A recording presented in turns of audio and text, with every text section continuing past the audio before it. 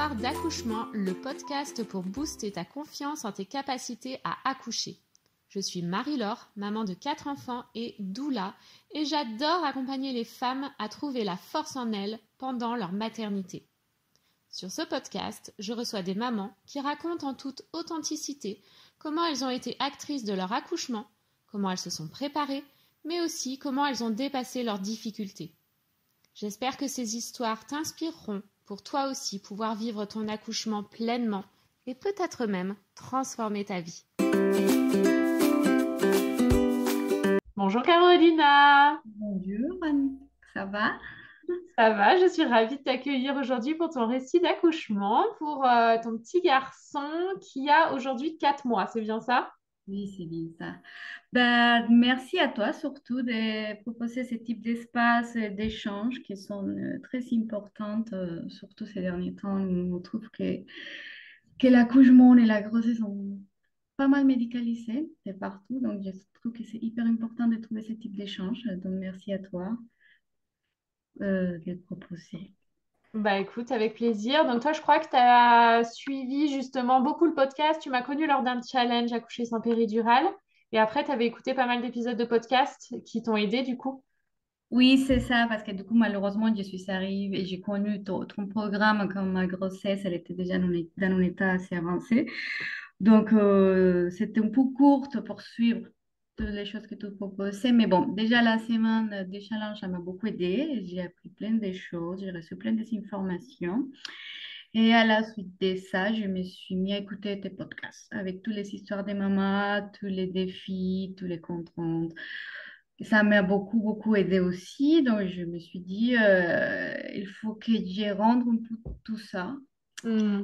Après mon expérience, que c'était quand même un peu, vous allez le découvrir, mais c'était un peu, ça sort de l'ordinaire, on va dire. Ok, Et ça peut aider à une maman comme à l'époque, ça m'a aidé à moi. Donc, c'est avec plaisir que je partage ok. Bah, ma vie. merci beaucoup en tout cas de contribuer aussi à informer les femmes du coup. Est-ce que tu peux me dire, donc toi, pendant ta grossesse, est-ce que tu avais déjà envie d'accoucher sans péridurale ou est-ce que c'est quelque chose que tu as découvert en cours de route, on va dire? Alors, j'ai connu au cours des routes.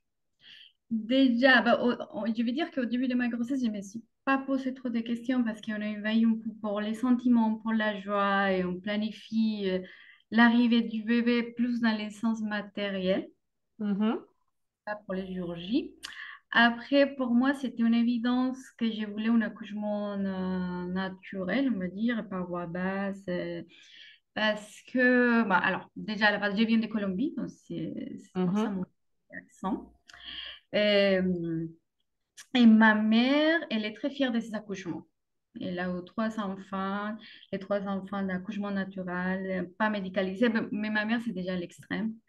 D'accord. Et elle n'aime pas les milieux médicaux, c'est déjà vraiment l'extrême. Son premier enfant, il est né à la maison, mon grand frère.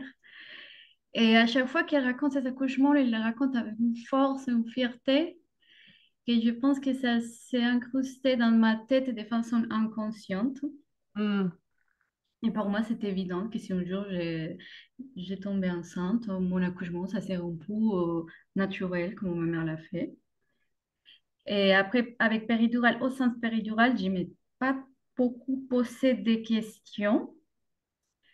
Donc, c'est là où j'ai découvert presque à la fin de ma grossesse, je me suis dit, bon, il faut que je commence à me préparer quand même, si je veux accoucher de façon naturelle, comment je vais gérer les jours J. Et on va dire que je me posais la question suite au challenge que j'ai su. Hmm. Ok. Parce qu'elle a tout fait, tout donc pas mal des informations concernant toutes les conséquences qu'on peut avoir si jamais on prend accès à ça. Et je voulais bouger. Je voulais bouger. Je ne me voyais pas allongée sur un lit avec perfusion dans tous les sens, comme si j'étais vraiment malade avec une maladie terminale. J'ai dit, c'est pas ça que j'ai vu, c'est pas comme ça que j'imagine. Donc là, j'ai dit, bon, allez, on va essayer sans péridurale. Et c'est Ok. là la décision. D'accord. Donc, ouais, tu avais déjà un bel exemple familial d'accouchement naturel qui, je pense, a contribué à ta motivation et au fur et à mesure, tu as affiné le truc en te disant, ouais, moi aussi, j'ai envie de faire sans péri. Oui, surtout que j'étais convaincue que nous, les femmes, on est capables de le faire. Notre corps, il est fait pour. Pendant des années, les femmes, ils sont accouchées comme ça. Et là, ces derniers temps, ils ont mis dans la tête que non, que c'est pas possible, qu'on peut pas, que c'est douloureux et qu'on va pas y arriver. C'est ça. Et ton conjoint, il te suivait dans cette histoire? Oui, oui, oui. Oui, oui, Ouais. oui, surtout parce que, bon, on avait vécu l'accouchement de ma belle-sœur où elle était médicalisée beaucoup. Ça finit en césarienne. Et donc, ouf, j'ai dit, surtout, je veux Mm. pas une situation. Ouais, t'avais pas envie. Ouais. Ok. Oui, il me soutenait dans ses projets. Comment ça s'est passé du coup, tu nous racontes? Bon, donc, quand j'ai suivi la semaine des challenges, je me suis dit, OK, si c'est mon projet, il faut que je me prépare. Parce que comme on te disait, euh, il faut se préparer, il faut avoir les connaissances. Si tu as la connaissance, tu as les pouvoirs. Mm. Parce que si les jours J, on n'est pas préparé, logiquement, on désespère. Logiquement, les personnels médicaux, ils vont nous proposer, c'est pour lesquels ils sont formés. Et c'est les médicaments. Et c'est normal, on peut les comprendre dans quelque part. Donc, il faut vraiment se préparer. Donc, comme c'était déjà un peu la fin, mais j'avais déjà pris des choses, même si c'était tard que j'ai pris la décision. Donc, les sages-femmes que j'avais pris, ils faisaient la formation traditionnelle, on va dire, oui, la classique. Mais au-delà de ça, ils proposaient quelques cours payants. Et là où tu peux inclure les papas pour qu'ils t'aident à gérer les jours J. Ok. Ils apprenaient tous les gestes, la respiration, comment les papas pouvaient venir te soulager, te faire des massages, toucher certains points pour vraiment gérer, maîtriser un peu mieux la douleur. Donc, on avait pris quelques cours supplémentaires avec mon conjoint. J'ai trouvé que c'était une bonne façon de l'inclure vraiment dans ses projets. Euh, j'ai écouté beaucoup, bon, j'ai suivi ta semaine et ensuite j'ai suivi tes podcasts. Et j'ai fait la méditation aussi. Mm. Avant de l'accouchement, j'ai commencé à faire la méditation dédiée à ça, à vraiment me visualiser les jours J. Mais après, je pense que c'est ça qui joue beaucoup, c'est dans ta tête, c'est de te convaincre que c'est possible et qu'on est fait pour. Mm. Et donc, j'ai une grossesse qui ça s'est bien passé. Tous les mois, bah, bon, on va dire, un point important, c'est que bon, j'étais suivie pour ma gynéco. Je ne savais pas à la base, au début, quand j'ai choisi l'endroit pour accoucher, qu'il avait des endroits spécialisés dans l'accouchement physiologique. Ça, je l'ai appris dans tes... Ok. Donc, j'avais pas fait les bons choix, entre guillemets, on va dire. J'étais dans une maternité classique. Ouais, assez médicalisé du coup. Ouais. Ok. Donc, la suite de ma grossesse, ça s'est bien passé. Jamais il a eu de points alarmants. C'est une grossesse qui ça s'est hyper bien passé. Vers le huitième mois, ma gynécologue, elle a commencé à me parler de l'histoire que mon bébé faisait un petit bébé, Mhm. mais que c'était pas trop grave. Bon. Je suis allée à mon dernier suivi, vraiment une semaine avant de ma date du terme, et elle fait le suivi du poids du bébé. Et Théo, il faisait 2,9 kilos. Mhm. C'était pas un gros bébé, mais c'était pas non plus un petit. Oui. Donc, elle regarde, elle dit, bon, il fait déjà 2,9 kilos, voilà. Elle me dit, elle regarde mon col, mon col, et elle dit, bon, c'est bon, on va déclencher ce vendredi. C'est Wow. tout. Sachant que je l'avais déjà parlé, que j'avais un projet de naissance, que je voulais éviter la médicalisation, accoucher sans péridurale, je l'avais déjà parlé à ma gynécologue. Elle me lance ça comme ça. Elle me dit, on va déclencher, c'est bon, l'école de l'utérus, la commencé à se faire un peu. Donc, on va déclencher ce vendredi. Ah. Et là, vraiment, j'étais pas prête à entendre ça. Je Mm. m'attendais surtout en déclenchement. Pourquoi? Ma grossesse, ça s'est bien passé. Il n'y avait aucun risque. Et elle m'explique rien. Juste, elle me dit, on va déclencher ce vendredi. Elle appelle, du coup, elle réserve les créneaux pour le déclenchement. Ah ouais. Oui, c'était assez violent. Heureusement que je m'avais déjà renseigné avec les méthodes de déclenchement qui existent. Mais je lui ai dit, mais attends, vous allez me déclencher avec quoi? Et elle me dit, par perfusion. Je lui ai dit, avec l'oxytocine, du coup. Il me dit, oui, oui, et on va mettre la péridurale. J'ai dit, pardon, mais c'est pas ça. Mais ton projet, elle l'avait pas lu. On avait parlé. Elle m'avait dit qu'elle n'avait pas besoin de l'écrire, que voilà. Ouais, Mais je l'avais écrit de toute façon parce que j'ai compté les rendre les jours J. ouais, ouais. Euh, et du coup, je lui ai dit, non, mais c'est pas ça que je voulais. Elle m'a dit, ben, on verra les jours J, mais en tout cas, oui, on va déclencher. Et je lui ai dit, mais je pourrais refuser ça. Et elle m'a dit, mais en fait, c'est un petit bébé. Si on laisse dépasser la date, va être un bébé faible au moment de la naissance. Donc, c'est mieux quand même. Et là, je pense que j'étais pris par les émotions. Je ne m'attendais pas du tout cette nouvelle, que j'ai pas su comment réagir sur les coups. Hmm. C'est normal, ouais. J'étais seule en plus. Hmm. J'ai pas su comment réagir. Mais là, j'étais vraiment pas bien.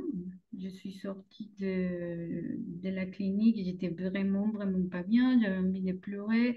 Je dis, mais non. Et c'était un mardi. C'est un mardi, donc le déclenchement vendredi. Mhm. Je suis arrivée à la maison. Je lui ai dit à mon copain, voilà, elles vont me déclencher. Il me dit, mais pourquoi? Je dis, mais après ces arguments, c'est parce que tu offres un petit bébé. Mais... Et là, j'étais vraiment en panique. Je ne savais pas quoi faire. Et heureusement, j'ai changé avec une copine. Ça m'a beaucoup servi. Et t'as j'ai mis un plan d'action dans 3 jours. La première chose que j'ai fait, c'est de prendre un dossier de ma vie médicale. Donc, ça, Ouais, c'est t'as important. bien fait. Hmm. Tous les femmes qui m'écoutent, si jamais vous pouvez les faire, faites-le, vraiment. Hmm, hmm. Donc, moi, on est en instant quand même. Je savais que toi allais bien. Je savais que j'étais bien. Je savais que mon bébé, il allait bien. Ouais. Il avait besoin juste du temps pour sortir naturellement, mais j'avais besoin quand même de ce dossier de ma vie pour me rassurer. T'es allé voir qui, du coup? Un autre médecin, une sage-femme? Une gynécologue. J'ai pris les premières gynécologues qui étaient disponibles le lendemain. Ok. Et ensuite, je l'ai fait un mail à ma gynécologue où je lui disais que je n'étais pas rassurée avec sa décision, que j'avais besoin de plus de détails, que je ne comprenais pas trop ses raisons médicales et que j'avais besoin de savoir les risques-bénéfices de cette décision, Top. pour accepter ou pas le déclenchement. J'écris comme ça. Super. Non, mais parfait. Hmm. Et du coup, c'est là où pareil, n'hésitez pas à demander ce type d'informations. Je sais que c'est pas facile de se positionner, surtout quand c'est pas notre métier, ils sont des métiers autant spécifiques et techniques. Mais si vous avez un doute, faites confiance à votre instinct et demandez les explications. Hmm. Demandez pourquoi, c'est quoi les bénéfices, risques, pourquoi, qu'est-ce que ça se passe si j'accepte pas. Mais il faut pas se laisser envahir par la peur non plus, parce qu'on a toujours peur de penser que quelque chose va aller arriver au bébé. Oui, bah oui, il joue beaucoup là-dessus, hein. C'est ça, et je joue beaucoup là-dessus. Donc, c'est pour ça que c'est important d'avoir un deuxième avis et demander exactement c'est quoi les risques.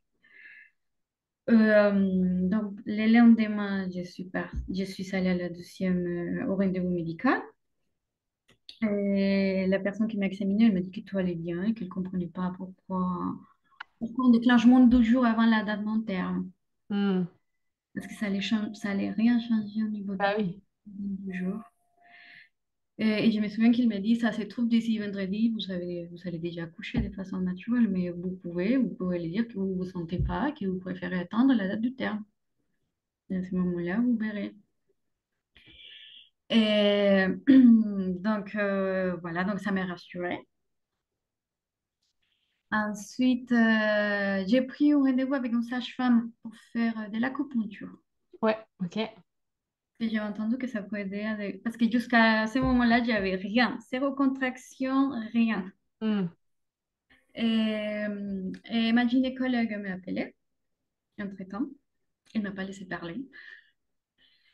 Elle m'a dit juste que ses arguments, c'était que quand on dépasse la date du terme, la placenta ne travaille pas de façon autant efficace pour transmettre les nutriments au bébé. Mhm. Donc, si on laissait dépasser la date du terme, ça laissait le bébé, il allait très faible et qu'elle voulait pas.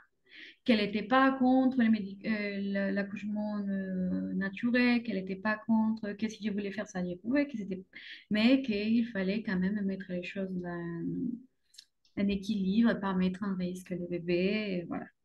Mais elle ne me laissait pas parler. Et, et je lui ai dit, bon, ok, dans ces moments-là, on attend la date du terme. La date du terme, c'est lundi. Mm. Et on verra. Et du coup, elle m'a dit, ok, on va faire une chose. Et je vais annuler les déclenchements vendredi. Mais par contre, vous venez, on fait un monitoring, on fait un écho. Si tout va bien, on déclenche pas vendredi, mais on déclenche lundi. Elle continue à me parler des histoires de déclenchement. Mais bon, au moins, ça Mm. me laisse. Ok, Ouais. ça peut arriver plein de choses les week-ends. Parce que vraiment, si j'aurais dû me présenter, déjà, je ne comptais pas me présenter. Si elle ne m'aurait pas répondu mon mail, si elle ne m'aurait pas appelé, je ne m'aurais pas présenté les jours J parce que je ne me sentais pas de me réveiller. Il fallait que je me présente à 7h30. En Mm. plus de où une femme accouche à jeun. Ouais. Le seul fait de penser que je devais accoucher à jeun, j'ai dit non, si j'aurais dû me présenter ces jours-là pour un déclenchement, je l'aurais hyper mal vécu. Si Ouais, pas, et puis bah normalement, il faut pas venir à jeun pour un déclenchement, hein. Pour une césarienne, oui, mais pas pour un déclenchement. on me demandait ça. Ouais, je pense que je l'aurais hyper mal vécu, ça serait hyper mal passé. Et donc, j'ai dit, bon, au moins, voilà, je suis arrivée à gagner 12 jours. Et, Oh, même, ouais. Mm. ouais. Après, je suis partie à faire mon acupuncture. C'était le jeudi que j'avais mon rendez-vous. Et le lendemain, je devais aller à la clinique à me présenter pour faire les monitorings et l'écho, regarder si tout allait bien. Donc, j'avais quand même l'appréhension. Ben, c'était des jours assez stressants. J'avais pas besoin de tout ça une semaine avant de mon accouchement. Mm. La nuit de jeudi à vendredi, vers 4 heures du matin, je me suis réveillée parce que j'avais un peu mal en bas du ventre. Comme si j'allais avoir la... Mais c'était légère, c'était pas fort. J'ai dit, Mm, bon, mm. c'était mon premier enfant, donc je connaissais pas les douleurs des contractions. Et, Oui. et donc, je suis allée aux toilettes et là, j'ai saigné un petit peu. Mhm. J'ai dit, ah, c'est peut-être que j'ai perdu les bouchons de mon cou.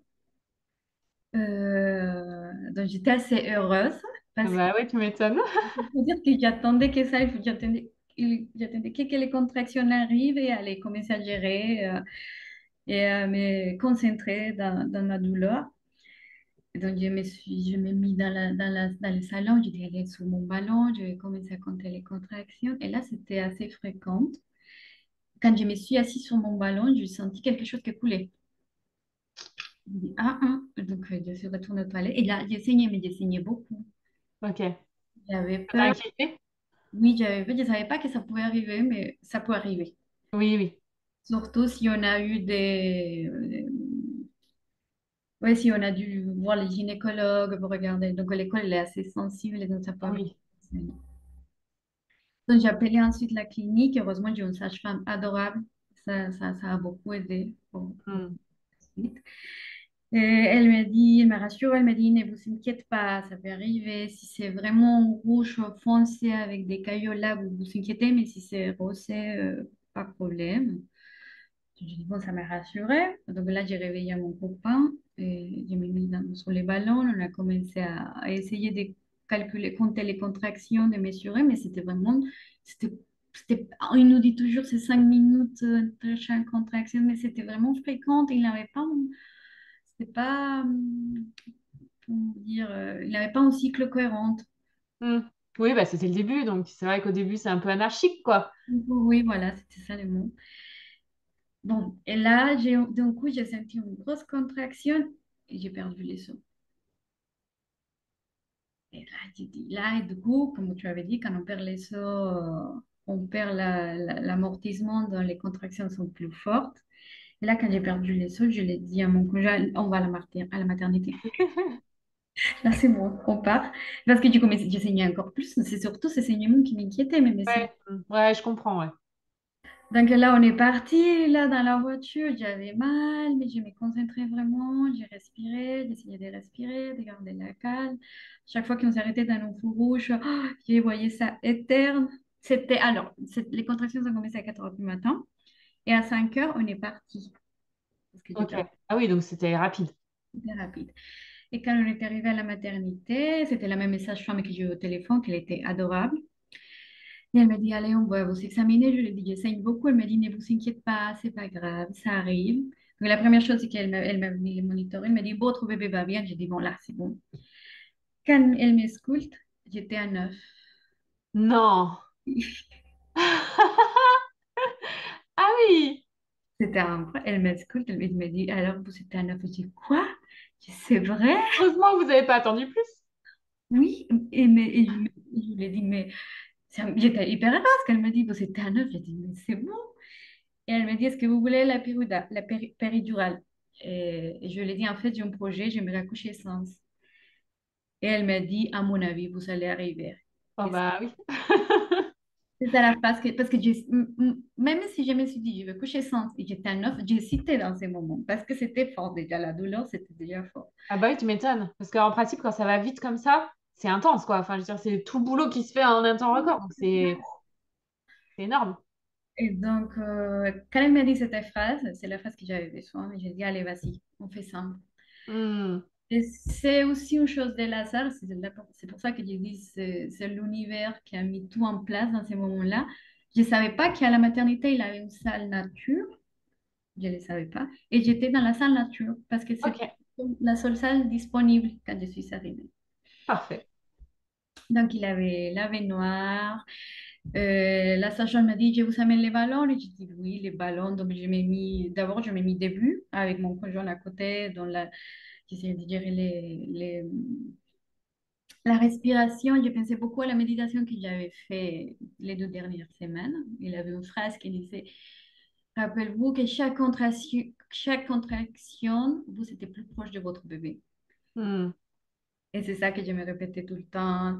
Mais oui, c'était douloureux. Je vais pas me dire, c'était douloureux.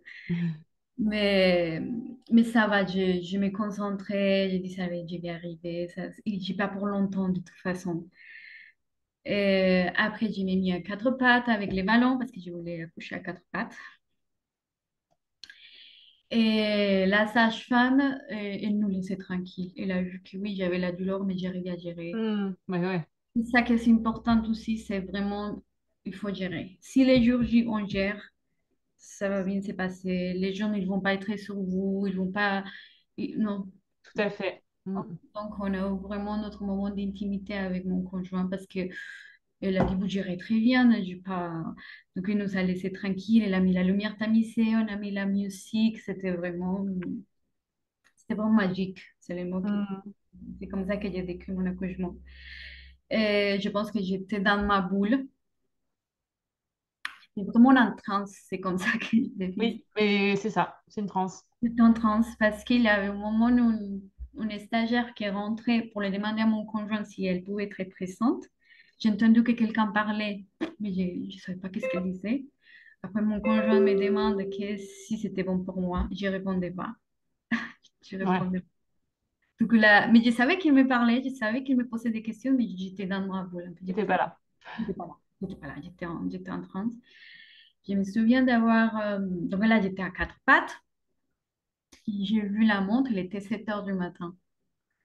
Hmm. Il dit, mon bébé, il va naître à 8 heures. Il reste 1 heure. Je le sentais. Et donc, je l'ai dit à mon conjoint, appelle la sage-femme parce que je sens la tête en bas. Et mon conjoint qui le regarde, il dit, ah oui, la tête, elle est là.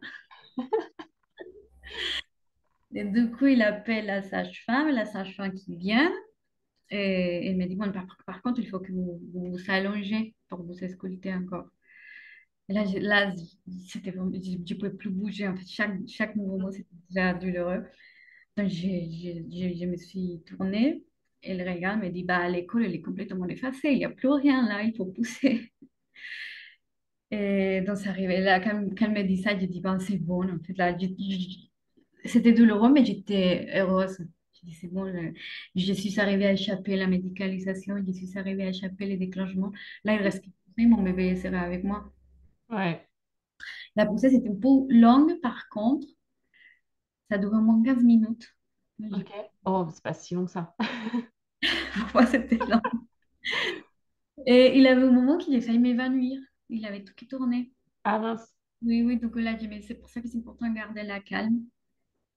Là, c'est bon, il faut que j'arrête. J'ai pris 12 souffles de respiration. J'ai dit, il faut me calmer, il faut me contrôler, ça va bien se passer. Je pense que les mentales, ça joue vraiment beaucoup. Et j'ai fait mes derniers 12 poussées et là, mon bébé, il est sorti. Une complète. Il avait c'est ce qui avait empêché un peu la poussée, c'est qu'il avait son cordon autour de son cou, pardon. Mais bon, il a pleuré de suite, ça s'est hyper bien passé. J'ai lu sur moi. C'était magique. Ils nous ont laissés les trois tranquilles. Hmm. Et là, c'était 8 heures du matin quand il est né. Ok. Donc accouchement en 4 heures. En 4 heures pour mon premier accouchement. Donc, Vraiment. ça peut arriver pour mon premier accouchement Mais aussi. oui. Et le meilleur, c'est que j'ai accouché les jours que ma gynécologue, elle voulait me déclencher. Ouais.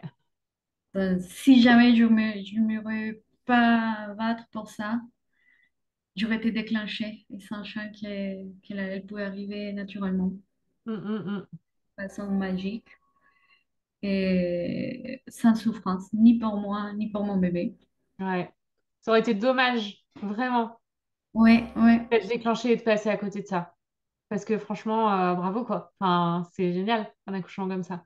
oui, c'était magique. Et j'étais la star de la maternité. Ben, c'est là où on se rend compte à quel point c'est autant médicalisé Hmm. que tous les sages-femmes, c'était bravo, vous c'était la dame qui a accouché sans péridurale et vous c'était fort. Et j'étais la star de la maternité. Ouais, ouais, ça prouve qu'ils n'ont pas l'habitude, quoi. Non, ils sont pas l'habitude de voir. C'est-à-dire, ils m'ont dit un accouchement comme ça, on va jamais l'oublier, vraiment, vous avez fait une chose d'extraordinaire. J'ai dit oui, mais bon, ça devrait pas être comme ça. Ça, Ouais, ça devrait être la normalité, en fait. ouais, je suis carrément d'accord avec toi. Merci de le dire. La médicalisation, ça devait être ponctuel et exceptionnel, mais non, c'est tout le contraire. Ouais. Et ma gynécologue qui arrive vers 8h30. Et là, je lui dis, voilà, je vous présente mon bébé, on a utilisé l'oxytocine naturelle.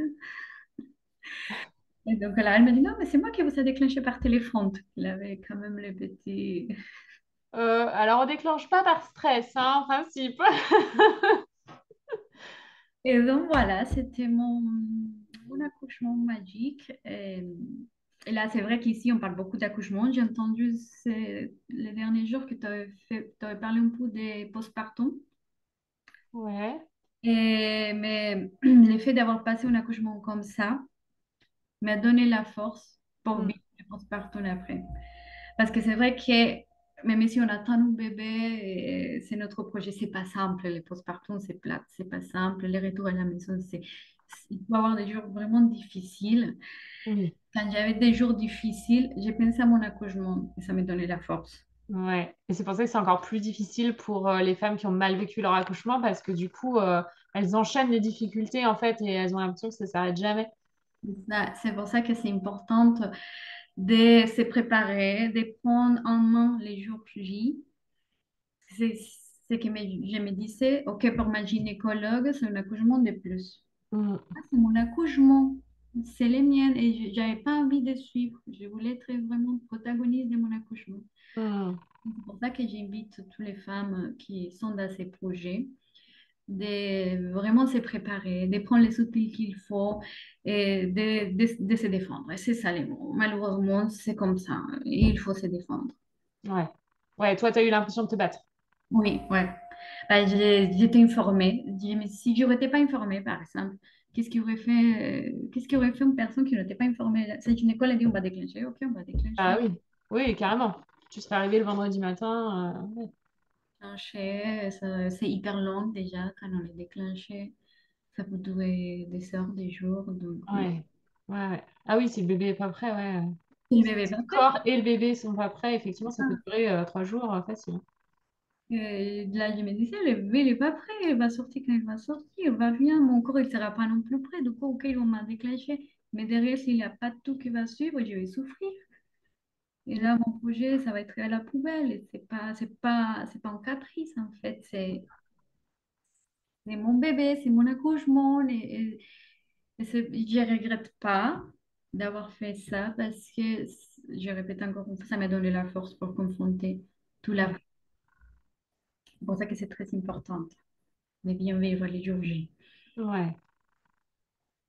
En tout cas, merci beaucoup. Et ton conjoint, comment il l'a vécu? Bah, il était fier. Ouais.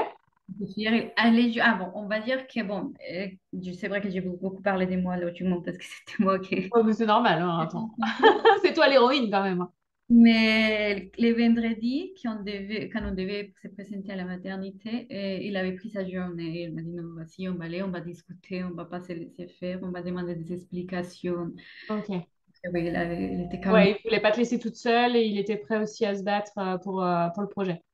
Il a dit, non, c'est bon, je te soutiens, s'il n'y a pas de risque, non, on va demander des explications, on va discuter. Et heureusement, on n'a pas arrivé à ces points parce que voilà, c'était magique. Mon bébé, il a décidé d'arriver les jours Le jour du terme. oui, les jours de terme, même avant, les jours qu'elle voulait me déclencher. Ouais, le jour, ouais. Et donc, je sens qu'elle a fait aussi son travail, mon bébé. Je sens qu'il était connecté à moi et que Mm, son travail, c'est son travail en équipe. mm, mm, Et les jours J, mon compagnon, il était hyper heureux. Déjà, il était heureux de pouvoir participer, de pouvoir être dans l'accouchement. Elle adorait pouvoir voir la naissance de son enfant, de ses façons, d'être très près. C'était vrai que c'est quelque chose de magique.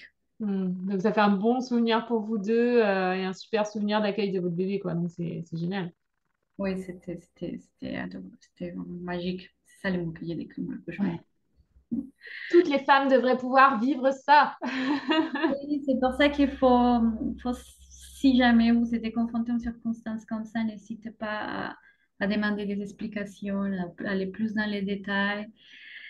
Et on a le droit de dire non aussi. Mm. C'est pas Oui, tout à facile. fait.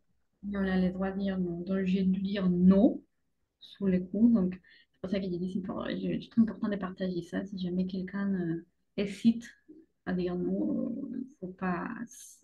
Vous avez le droit. Faites Oui, comme vous le sentez. Enfin, toi, tu t'es connecté aussi vachement à ton intuition, je trouve. Et voilà, enfin, faites comme vous le sentez, mais en tout cas, c'est possible de demander plus d'explications pour se positionner, pour dire bah oui, non, voilà. les bénéfices risques aussi. Ouais, Non, le point, pas. Moi, ce que j'étais étonnée, c'est elle m'a rien expliqué. ouais. Ah oui, toi, c'était vraiment bon, bah allez, c'est bon, on vous déclenche vendredi, quoi. On déclenche vendredi, mais pas avec quoi, qu'est-ce que ça, il y a des effets secondaires, c'est quoi les risques, qu'est-ce que se passe si je ne les fais pas. Et en plus, ben, je ne sais pas, Marie-Laure, mais d'après ma connaissance, ce type de déclenchement, c'est assez invasif et c'est utilisé dans des cas vraiment de risque, quand tu as la prééclampsie ou la diabète gestationnelle. Le problème, c'est qu'il y a de plus en plus de déclenchements en France, et du coup, ils en font de plus en plus pour des motifs non valables, en fait. C'est ça. Parce que pour moi, c'était pas valable. Ouais, parce qu'effectivement, il y a des cas où il vaut mieux déclencher. Oui, Mais là, il y en a de plus en plus, et dont sur des motifs non valables, toujours dans des argumentaires de prévention. Oui, tout va bien, mais si au cas où ça va plus, bah, on peut faire déclencher avant. Bah ouais, mais du coup, le déclenchement, il y a aussi des risques, quoi. Donc, est-ce que ça vaut le coup de sacrifier un accouchement qui se serait bien passé 2 jours après, d'en faire un moment où certes tout le monde sort vivant, mais dans quel état, quoi? oui, oui, c'est ça. Donc, les vraies raisons, je ne sais pas si c'était les vraies raisons, mais en tout cas, pour moi, ces arguments, ça m'est comme, je n'étais pas sûre de ces arguments. Hmm. Et au final, ton bébé, il pesait combien d'ailleurs? Il faisait 2,9, oui. Pile poil. Oui, oui. Bon, bah, pour une fois, ils ne se sont pas trompés. Ouais, ouais. Nickel. Après, ouais, voilà, 2,9 kg, c'est un petit bébé. Mais un petit bébé à terme qui a choisi son jour de naissance, il allait bien. Il n'a pas eu besoin de rien du tout à la naissance. Non, non, non, il allait bien. Il allait bien, il n'a pas eu besoin d'assistance, il a réussi à téter.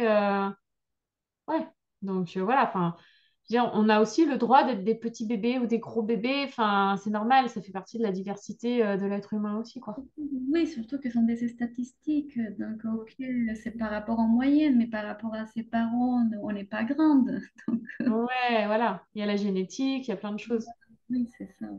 On voudrait avoir que des bébés standards, mais en fait, c'est pas Bah possible. oui, enfin, vous mettrez tous dans les caisses. Ce qu'on n'aurait pas dans les caisses, allez. Tout à fait. Bah, écoute, je te remercie beaucoup, Carolina, Merci à toi. et puis je te souhaite une belle continuation en vie de famille, tous les trois. Profitez-en bien. Merci. J'espère que ça peut servir à quelqu'un, mon expérience. En tout Je cas, suis sûre que oui.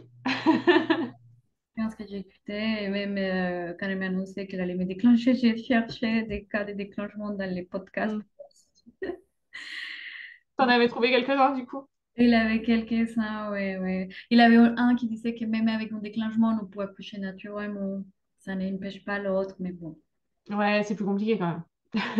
compliqué, oui, c'est plus compliqué. Ok.